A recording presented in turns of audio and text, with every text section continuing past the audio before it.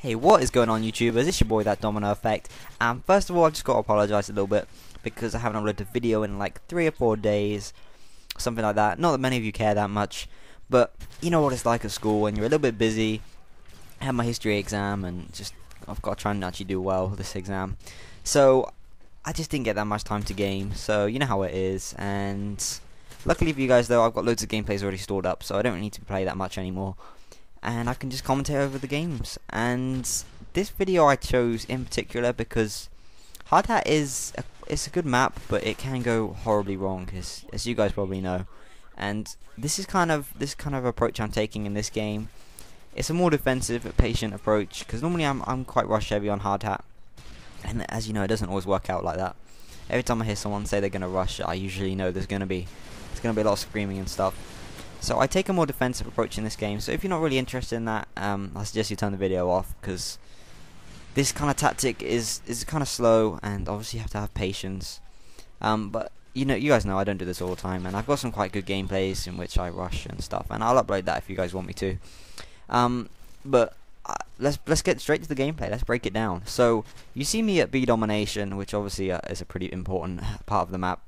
But the way the Modern Warfare 3 domination spawns work, obviously you guys know that they're so temperamental, and they'll keep going between any flag. Even if you own the flag, they'll be spawning there, and it's really hard to play against unless you're really alert and you keep, I don't know, you just take note of what's going on around the map, where your teammates are and stuff.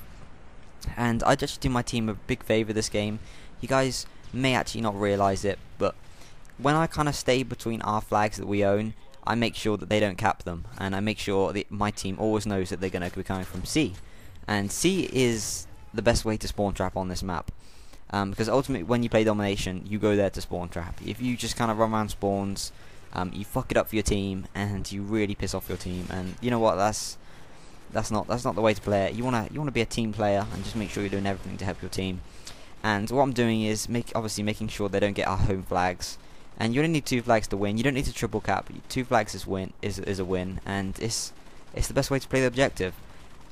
People don't really realise that defending flags is also as important as capping them, and that's what I do the whole game. And these guys didn't put up too much of a fight. I think they back out. I think there was a host migration soon, and I had to cut that out for you guys, because you know what it's like. The guys come into the game, they talk shit. They're on the headset, thinking they're bringing out the mum jokes and stuff like that. And you know what we do? We just install a bead, and they can't do anything about it. So that's why the game, I cut out little bits of the game, just where they're connecting to the game, and it slows everything down, and it's so boring. I mean, there needs to be a penalty for when people leave. It's just the amount of gameplays I've had which have actually been totally destroyed because the other team's left is just unreal. I call a Pablo in, boom, they're all gone. In fact, the other day I was playing bootleg domination with I was using the UMP45, and I was on specialist. I got my Moab, called it in, and they've all left. Everyone's left the game, and I just get a forfeit. And I was thinking I'd get a double Moab that game, but no, they all left, and that was the end of that. And I was upset. So they need to. I don't know what punishment they could bring to people leaving the game. I know obviously you get a loss on your combat record, but people don't seem to care too much about that. They're probably more concerned about their kill death ratio, which is a shame. People need to see that kill death and win loss are equally important. But obviously some games you can't do a lot when your team's just bad. Teams just playing with their feet or something. It makes you wonder sometimes when I see players play this game. It's easy enough to begin with. How can people be so bad at it? But I guess this is why I'm making YouTube videos, to make people get a little bit better and make sure I get better teammates. But I guess in turn it means the other team gets better as well. So you gotta find a balance. But anyway, I enjoy doing these videos and teaching you guys new things, and you guys teach me new things and all that crap. So that's all good. And yeah, so the M16, let's get down to the M16. Now, the M16 is pretty much perfect for head glitching and stuff. But you've got to accept this is a burst fire weapon, and you have to kind of play to its strengths. That's why I recommend using the rapid fire attachment, because although I like using impact just with the red dot, the rapid fire pretty much guzzles through enemies, and I always use scavenger on my M16.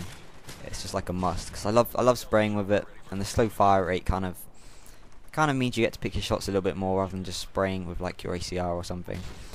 And you know what? It's quite a fun gun to use. It's one of my favourite guns in Call of Duty history, as some of you guys will probably know. And it's just it just mixes it up a little bit rather than the ACR silenced, which I call the ACR silenced. And it is just, yeah, it's just a little bit different. And you see, we pick up the assault Moab, the MOAB, whatever you call it. You've seen it all before. I guess not too many assault Moabs you haven't seen, because they're a little bit harder to get, and they're a lot more rewarding as well. Because I'm actually using my new favorite assault kill streak setup, suggested to me by a friend, and he told me to use all the choppers, because obviously you guys know my gamer tag is Eternal Chopper. So I used all the choppers, the attack heavy, the strafe run, and the payload. I've got it, you name it, and it is right there. So I just pretty much smack some kids this game with the assault kill streaks. And I actually sped up the end as well, because once they get me out of that spot, I know it's gonna be kind of hard to get back there. And it's ironic that once our team captures C and they get B, that's when I start to die a little bit more, which is kind of frustrating, because we had it down perfectly and there was no need to push spawns and stuff. But you can never get the perfect teammates, and not everyone plays the same way as you do, and obviously sometimes everyone's guilty of going into the spawn and stuff. So it fucked me up a little bit, and I took a couple of deaths because of it, and I just sped up this part of the gameplay, because dominations are long, and yeah, I wasn't getting as many kills as I was at the start. But nevertheless, it's a nice gameplay. Assault Mob is always quite nice to watch, and it's a good tactic. You guys got to try this tactic, play this side of the map, because not many people usually come to this side of the map. But the spawns are so good to abuse pretty much in that side of the map. But I think the game is coming to an end. So I pick up that guy, and no one else is coming. Is that the score? Nearly. I think my thing's a bit laggy a little bit. But I hope you guys have enjoyed the video, and leave a little comment. Peace.